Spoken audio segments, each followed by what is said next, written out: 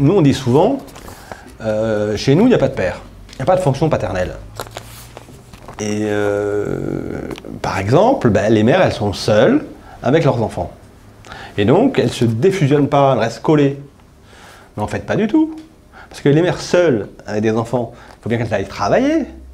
Donc, elles se décollent tout le temps, c'est la crèche, c'est ceci. Donc en fait, là où on pense qu'il n'y a pas de fonction paternelle, c'est la fonction de tiers, la fonction qui sépare, c'est tout le contraire.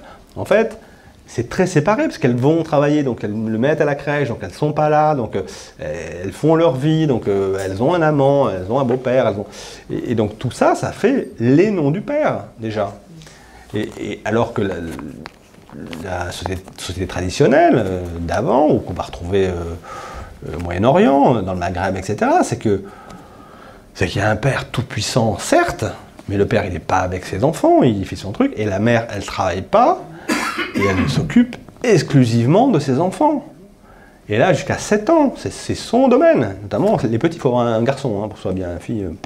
Le garçon, donc là, il y a un préféré, c'est raide. C'est le garçon, voilà. Là où on pense que nous, on est une société où il n'y a pas de fonction paternelle, c'est vraiment se tromper lourdement. On est au contraire d'une société où on a beaucoup de fonctions paternelles. Beaucoup.